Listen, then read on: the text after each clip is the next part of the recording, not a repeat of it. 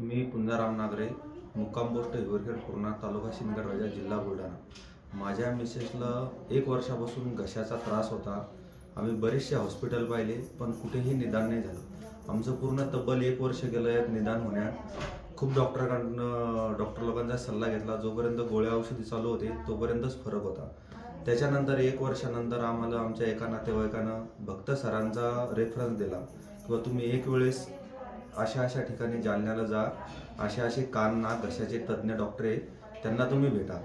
त्यावेळेस मी आणि माझी मिसेस भक्त सरांकडे आलो आणि सरांची ट्रीटमेंट घेतली। सरांच्या ताबडतोब तो प्रॉब्लेम लक्षात आला। त्यांनी आम्हाला सिटी स्कॅन करण्याचा सल्ला दिला। सल्ला दिल्यानंतर मिसेसच्या गळ्यामध्ये खूप मोठे टॉन्सिलचे हाड वाढलेले होते।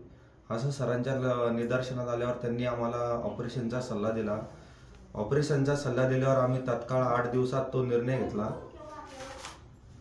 8 दिवसात तो निर्णय घेतला ऑपरेशनचा आणि सरांनी एकदम यशस्वीपणे कोणताही त्रास न होता लेझर ट्रीटमेंटद्वारे आतून घशाचे ऑपरेशन केले।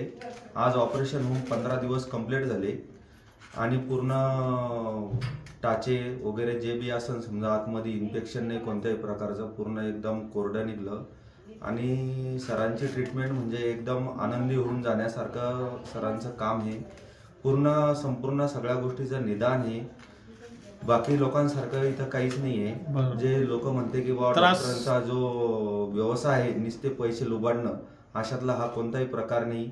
इथं या, मी तरी म्हणतो ज्यांनाही कान नाक घशा संबंधी जसाही जो भी प्रॉब्लेम असेल एक वेळेस अवश्य या हॉस्पिटलला भेट द्या तुम्ही। धन्यवाद। ठीक, याच्या पहिले काही त्रास होता का त्यांना?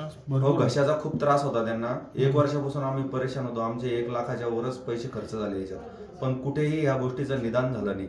आणि मी 100% सांगतो की मी पूर्ण MBBS MS डॉक्टरलाच धावलं, पण मला याचं कुठंच निदान त्या गोष्टीचं झालं नाही। सरांकडे मी पहिल्याच वेळेस आलो, त्याचं मला निदान झालं। ॲक्च्युली बिमारी काय आहे त्याच्यावरच फोकस झाला आणि त्याचं पूर्ण समूळ नायनाट झाला।